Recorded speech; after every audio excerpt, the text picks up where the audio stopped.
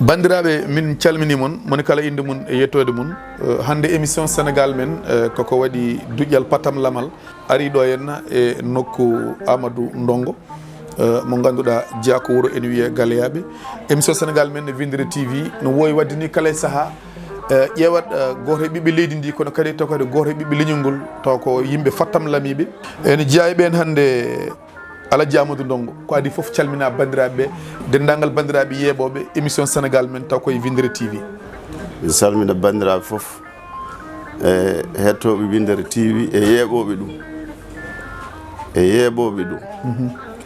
ko adi foof mboɗo salmina to gurmi to hono zamminaɓe to mbanmi duuɓi 25 hay goto mo yawdirani toon ha Allah ittimi toon addimi ga 7 ans ha 35 ans so tawi no artanano min caggal seeɗa tongana min hen neɗɗo holɗo wuuri holko mbiyata? e mbiyatmi 7 ans fayi dow mi naati jangde no gowɗen wadde ni 1965 min gummi Galoyabe min payi Kanel min payi Wodo Beren Horndolden ha Tulel ɗum ko 1965 caggal mum noon min jibinami koye gaynaka tawmi ko gaynaka tawmi ko babal mi jogui jawdi no heewi nayi wiyete ko jarga ko hen jibinami ɗum woni tuggi 7 ans o ha fayi duuɓi ha fayi presque 16 ans koye gaynaka gonno ɓurmi wonde eyyi caggal ɗum noon fate ɗandugal saɗi mi no fuutankoɓe kewi ni min jogui mawniraɓe ɗanniɓe yimɓe après noon hakkillam woni e ɗandugal puramiram ɗandugal ko 1970 gummimi Galoyabe e jami to wiyete wuuro men Ziguinchor on puramiram yalno 1970 gonmi toon ha 70 darima ede gartumi Galoyabe nden mi ala hay carte d'identité ko 71 dañmi carte d'identité duttimi kadi Ziguinchor gonmi toon 71 o ha daari mayde ko wonmi Galoyabe mi woni mbaynimi nenam taw babam sankima babam sanki ko 1969 duttimi Ziguinchor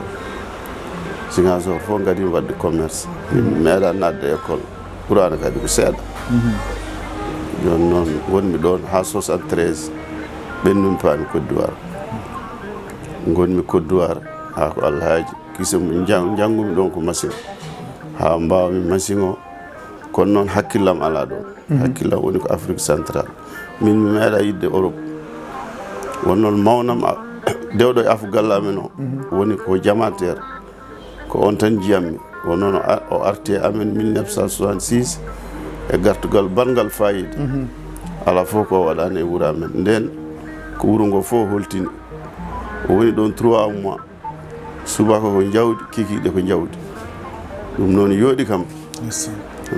jinmi noon ñammudamo ko kanko pasnimi ko kanko gabbinomi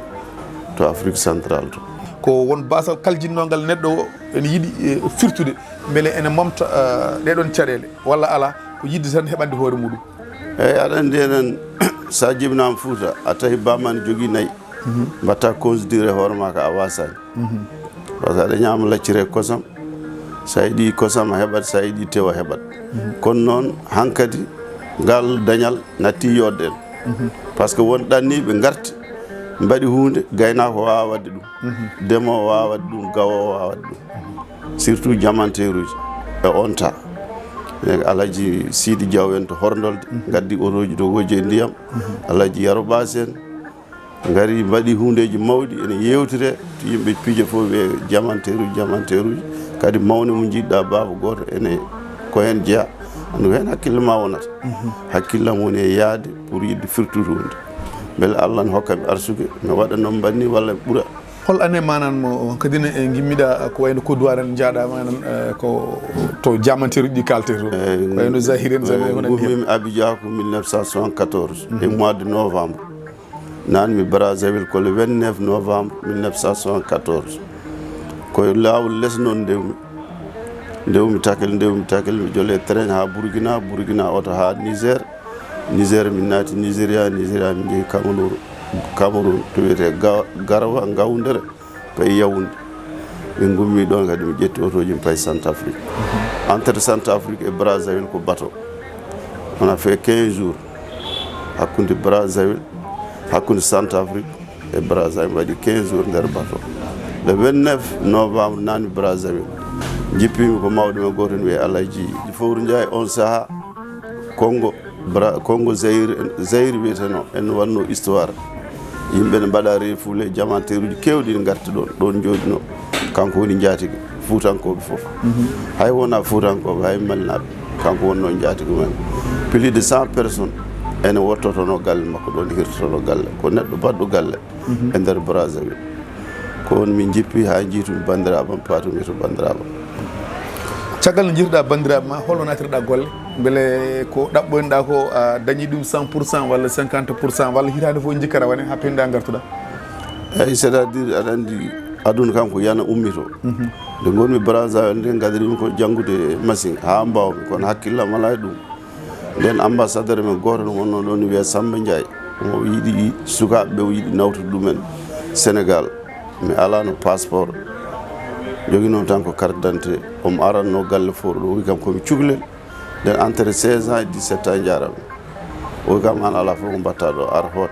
mbimi eyi wadde fewnam passeport mi hoota o fewni kam passeport ñande o fewnani kam passeport nde ñande lendemain ene woodi ƴettoɓe yimɓe e laaɗe guitta ɗumen ɗon nawa ɗumen Kinshasa kalɗum e joom laaɗe fleuve entre Brazza et Kinshasa ɗon taccirimi kala gonnoɗo Afrique central gonɗo hakkude Brazza e Kinshasa andi laakon ne wonanno ɗon a leloto ene wecce ndiyam ko risque 99% risque eyyi par ce que le fleuve plus ɗum ɗo ko peut être que deuxième fleuve dans le monde walla troisième ɗon mbaɗmi traversé 1975 paami Kinshasa nde jettiɗa Kinshasa holko tawɗa ɗon nde jettimi Kinshasa nde tawmi ɗon ko mawɓe meɗen tawmi ɗon ko Abou Cimba en Mamadou Simba en tawmi ɗon ko Yaro Lidel en min Samba mawnam nden wonno ko Lusaka Zambi par ce que taw Zaire ene waɗi jaggal wonɓe Kinshasa ɓe ne kisme wonnoɓe Lumbas ɓe fof ne jaggani Boulwe prison pili ɓurɗo bonde prison ngaji wiyete ko Boulwe yimɓe ene dogi ɓen payi Zambie en ɓen payi Burundi en ene carodiri dal joni noon gonmi ɗon Zaire a goto nanguimi mbuɗo ñootan ɗum mbanmi ɗon 2 mois 3 mois eyyi après noon nde ɓennoymi Lumbas taw hankkadi yimɓe puɗɗima deejde seeɗa sa wanno hannde e comparaison ɗanle nden e ɗanle hannde beele ne waɗi différence banggue foftere walla to banggue tampere beaucoup différence beaucoup même heewi différence par ce que hannde aduna ene faaɗi nden a ɗannoto junngo meho daña taw kadi ala meccal aɗa andi hunde fof tu n'es pas de capital tu n'es pas de métier c'est difficile wona ko hunde wemde kadi ala jangde min nde jaltami ɗo nde français zéro mo mi nanta ɗum nanannomi tan ko pulaar kadi ko min goto ummi guila Ziguinchor ha Congo par ce que nde suis jeune hay goto namta komi papier ji mi ruttima seeɗa quoi hay goto namta ko mboɗo heeɓi changé quoi komi cukalel to garmi fof sikka rewo ɗon jeeyami kadi miɗo welno yiide wona wastinade Allah ko an ha joni amɓe tan yidni ha joni ma jantal men bon c'était plus facile que maintenant eyyi joni ɗum woni Kinshasa après Lumbas hankkadi noon Lumbasi on saaha min tawi yimɓe seeɗa heddiɓe ne prison heddiɓe ne dogui no mbimami ni payi Zambi Lusaka on saaha kaaƴi ko liggoto joni ko arani feeñani emmiroɗe arani ɓen fayi Burundi yimɓe ne carodiri min goni deeƴo ha ɓooye mbanmi traversé mi jaami Zambi taw gabbimi toon mawnam o ko entre parenthèse tan wonno pour yimɓe ganda tigui rigui koɗo men Amadou Ndongo hol ɗo rewi kono hande ko ɓuuri ko jojjude ko jiɗɗen e yewtude ko e omo ganduɗa en wiye Abdoulaye Wolle Ndiaye kadi e nder tourné ko ɓooyani min gaari ha wuuro moɗon a holli tigui rigui oɗon gandodiri mana guila law sa artanande men holno jiirudirɗon ha gandudirɗon ha jokkodirɗon ha ceylagal tiɗgal woni hakkude moon ko holɗum wonata eyyi Abdoulaye ko Allahu lamɗo tan waddi min Abdoulaye tawi kanko Kinshasa 1975 jippino ko maabo goto mawnum Demba Decce kanko mi yejjiti inde makko kono mo min gonno ga ko Demba Decce wiyete kanko noon mi annda ko Mamad Decce o wiyeteno toon Abdoulaye wonno Brazzaville Abdoulaye waɗi traversé no mbaɗirmi traversé ni ari tawi kam Kinshasa waro jippi kam koye suudu tan joginomi ko atelier mbiɗo ñootoya somi arti so jammari mi waloya suudam mini suko goto cubbal ne yette Guèye ene jeeya Mauritanie to magama ene wiye Ibrahima Guèye min baldi ɗon min gondi ɗon une semaine o wi kanko o yiɗi yaade ko Lumbasi par ce que a yahade bateau jaha e train aji jaha e otoji toon noon heewani laabi moƴƴi ene wayno Congo ala laabi moƴƴi ni ko yahata e bateau ko ɓuuri ɗadde walla avion kono laawol kam hakkude ɗo e Thiès tan aɗa wawi wadde 1 mois walla 2 mois tawa yettaki ɗo tan 70 kilométres oto mum tan aɗa wawi wadde 1 mois et quelque ko raɓɓikinade tan o yeehi o yetti Lumbasi peut être 3 jours 4 jours min ne gummimi Kinshasa taw momi Lumbasi kono somi faami ko Lumbasi gandirɗon min gandi ko Kinshasa Kinshasa gandirɗon tawdiruɗon Lumbasi min tawdiri Lumbasi min goni ɗon Allah waɗi kanko nde o ari nde o jippi ko Moussa Ganda Balol en jeehi Ganda Balol o woni jatigi makko min noon jatigam ko Samba Ndongo mawnam minen jiiɗi baaba goto on gabbimi to Samba Ndongo ni woni min e makko min jaada min mbaɗa débouré nden min ganda ligguey o no feewi ene woodi kaas gumoroɗo Zambie ne wiya Kocce sa nangui kaas o aɗa mbaɗa weccito comme wonɓe aslem ɓe ni walla wonɓe aɗa sooda dollar aɗa yeyta min codanno ko Kocce min jeyta ko hen min gonno mawnam o noon hokki min deftere ganda min mbawi yobdema aduna min o Abdoulaye mawnam Samba Ndongo deftere nde waɗi nde o ari nde Abdoulaye o jippi ko Moussa Ganda Balol min ko kanko jippimi mawnam o noddi min wi gaare suudu mon to woten tenkoyi hay goto defe ɗo ñamon ɗo jaren ɗo o yehi o sodanmi matériel foof wadde fournoji fof addi o soodi sac maaro o soodi nebam o sodanmi liɗɗi jurɗi eñe faami nde soɗi jogui tew coɗo soɗi ɗo oto jeeya oto ñaame galla e goto Moussa Ganda Balol noon ko jaati ko Abdoulaye Samba ko jaati kam kono minen defanta koye amen 1975 min Abdoulaye goto am fof jogui horum ha faade e ñallungu hande 2024 o ɗum ko kalanmami ɗo ko Lumbasi on saaha Zambie feeñino e ta jama e ta liggugol ivoire e goɗɗum après noon nde miroɗo o feeñi ni woni min kadi adi Abdoulaye Zambie kadi min mbanno ko bitikaji Lumbasi ɗo goppumomi ɗon min jaami Zambie jaami nde tawmi ne golla saɗa jogui manango a gollat sa ala manango e gollat nellande noon nelme makko mbimi Abdoulaye vraiment aɗa golla Lumbasi to golle ɗe ne beeli par ce que nden sa soodi marchandise so jammari tan gasa divers bitik divers Lumbasi ene weeli noon yeehi noon ha kalis so fuɗɗi bonde a sodat hunde 10 000 jeeya ɗum 20 000 wona heeɓi 10 000 so yeehi somo yaade tawa wonti 25 000 ayi ko coɗɗa fof sa somtima mbatta hen goɗɗum noon golle ɗe mbaɗi ɗum ɗo Allah waɗi Zambie feeñi noon affaire emiroro feeñi jaami ko mawɗo goto adi kam toon ene wiye Harouna Sada Dia ko Horgo Diere baabi amen babiraɗo moƴƴo anani ko minen gonno to Allah ne wurtimo yiɗi kam mboɗo yiɗimo nde o yetti nde o wi Amadou ñam waɗa feere gara on saaha min jaranno ko kayitaji Zaïre a wawa yarude toon kayitaji Sénégal o fewnani kam carte d'identité min mbiyanno carte citoyen o fewni kam carte citoyen taw momi toon kanko woni jaati kam Zambie Harouna Sada to Horgo Diere bamum Amadou Harouna nana Zambie oɗo Amadou Guisse ko Horgo Diere o calmiɗen ɗo ko Horgo Diere najo ni woni noon jiimi business o ni samori ene ɓuuri komin gonno e Lumbasi ko kanko Abdoulaye kalam mom nel men makko mbimi Abdoulaye golle ma ɗe toon no wayi foof arga ɓuuri Allah waɗi o ari kadi komin woni jaatigi makko holko kewi hakkude moon walla holno mone moom foof ko yiye goɗɗo o ha yidde juuli hakkude moɗon exactement yimɓe kodde galle taw gona sehla c'est à dire so wima ko Allah waɗi min nden ko minen gonno sukaɓe minen tawdiri toon ko min sukaɓe e o tawi kam Kinshasa o jippi mamami min gardi Lumbasi min takkodiri min mbaddi business minen mbaldat suudu wotour pilide 1 an hamin gudditi bitikaji min goppi business mbananno min certi tan ko min gudditi bitikaji de goto fof wonko Allah waɗi jungo mum kanko gollidiranno koye mawɗo men goto en jahor ko ƴere en wiye ñaada si min noon mawnam mo jiidu mbawa tawi kam toon min gudditi bitikaji ha no affaire zambe feñirni nde o ari zambe nde kadi o ari ko min o jippi kadi o addi ko manango mi yiɗa haalde mbiɗa anndi way kon dijuɗami haalde koye média ko télé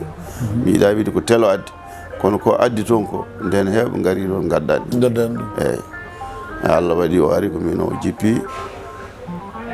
ƴewan momi suudu min balde ko balɗe ɗiɗi balɗe tati dañan momi suudu nden ko matelaji tan par ce que min ciirani ko police aɓe naggat didda ala ko siridal fo mi ceeki mi matalama nannumi toon kalis o addi o mballu momo somi ha o gasi so Allah yettinino o heɓanno kalis kewɗo o yeehi o ummi Zambe ɗo o fayi Burundi mi jetti Burundi hawre commerce aji goɗɗi jamanteer uji goɗɗi minen kam wona min mbiyete ko jamanteer uji goɗɗi ndendini kaaƴe mumen fof mbaɗe valise o fanno ko Amsterdam Bruxelles joni noon valise o waɗa détourné ko c'est plus de 1 million ɓen mbiya ko 1 million 500 1 million 300 dollars à l'époque 1978 kalami ɗo on saa yiide 1 million dollars walla 1 million quelques dollars nanta ɗum tan koye cinéma ɗen kaaƴi ko noon majjiri o arti o waɗani découragé min ballodiri hakkude commerce aji o ari ko junngo men min ballodiri hen kanko o wi dal omo yaha ladde o watti yaade ladde omo yaha omo yana ummo toujours emin jotodiri minen ñamdata jardata mbaddata hunde foof eyyi Abdoulaye Wolle Ndiaye yimɓe heewɓe ne mbiya ko moƴƴo ko joni yimɓe heewɓe jii gueɗe pattam lame ɗe waɗata e diwanuji men ɗe kono waɗi wiɓe ni hay toon to woni to ko baɗiro sabu Allah eyyi c'est à dire minen gurdam en Zambe to ko gurdam jokkere enɗam emin jokkodiri enɗam emin kay organisation hakkude amen ko ɓuuri hewde amen wona yimɓe jangguɓe kono mi mbaɗi organisé hakkude amen mbaɗi organisé nomin liggorto nomin gurdi événement maji fof baɗɗo accident ji ne mbaɗa jogum jagge walla heeɓe accident yimɓe ndendinan ɗumen kalis ɓiyande oɗo sen mbaɗi tel on wawi yaltude sen mbaɗi tel eɗen mbawi safrudemo par exemple so wiyama gadde 1000 dollars kanko itti 500 kilo o hewani ko heeɓi ko o itti 500 dollars o hokka kanko baɗo tan kanko waɗa no yimɓe fof mbaɗirta ni mais kanko o yaawi junngo o waɗa nden kono yimɓe fof poti ene woodi ɓurɓe ni kono omo yaawi wadde eyyi kadi o hewani hen haala so wiyama gadde tan o addat presque noon yimɓe fof noon presque hono mbayi eyyi presque hono mbayi nden ko yimɓe jahat tan ko asoɓe gaddanan min kaaƴi min cooda walla Sénégal en jaha ladde gadda cooda noon tan ene gummo événement ji kewɗi est ce que ne bettuma dañal makko ngaru ene bettuma walla non bettani pourquoi bettani waɗi bettani komo darta 1987 bureau amen Genève won toon ko biyeteɗo Abdoul Boɗejo jeeya ko teccani kañum e mawɗo men goto en wiyete Dembold kamɓe joguino bureau to min jeeyanno kaaji amen bureau ngo yana kaaji Abdoulaye ne wonno hen ene hokka 1 million 500 mille o wisma 2 millions dollars bureau ngo yana kaaji ɗe jeeyi ɓeɓe 100 000 dollars ɓeɓe 200 ɓeɓe 50 sans dépend ni yimɓe mbaydiɗa ko nden kanko omo fuɗɗo kono nde min nuwel ngel ara amen o wi tan ko ɓe nawi kaaƴe moƴƴe de ɓe nawi kaaƴe moƴƴe kadi minen fof Zambe hay goto waɗani découragé hay goto kadi portani joom bureau plainte minen fof min nangge Allah golloɓe kaaƴe ene kuuli Allah ene gemi Allah hay goto salitani o continue golle makko goto fof continue golle mum eyyi joni noon yeehi noon ha woni moderne ha Allah waɗi o naate minuji o naate sodde minuji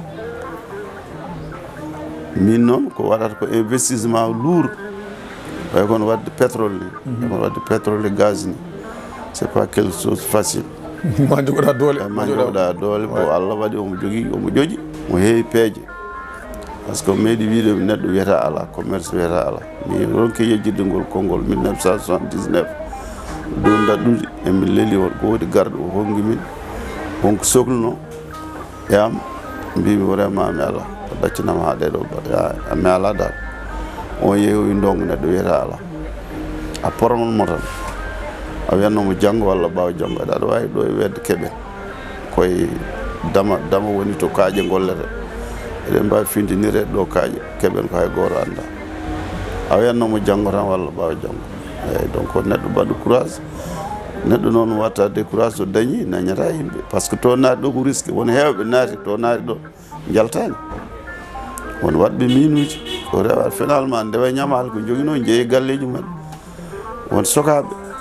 par ce que ko investissement lourd sa heɓani protection anglais wiyata ko produire sa waɗani produire kaaƴe ɗe a perdat par ce que pétrole mum catrapalaji mum golloɓe mum ko fini bon bo aɗa dawra 100 millions 150 millions dépense bon sa heɓani produire a yanat ko kalis ɗo yarate bandiraɓe hewɓe jii omo jogui fondation ene wiye fondation ceerno Wolle Ndiaye ene waɗa gueɗe pattam lame e nder leydi Sénégal kono kadi ha tengti to banggue e Fouto nde tawno yimɓe ne jogui goƴaji ko fati e ndiyam kono hande forage uji o rokkiri forage uji ma won fodde wonde 50 wonni kadi forage uji 50 goɗɗi ɓeydadi hen foof so rendinama en wawi wonde temedere e forage uji 7 ko ɓoyani ko watan forage uji 15 manan gudditama holno jiiruɗa ngal baɗal e Abdoulaye Wolle Ndiaye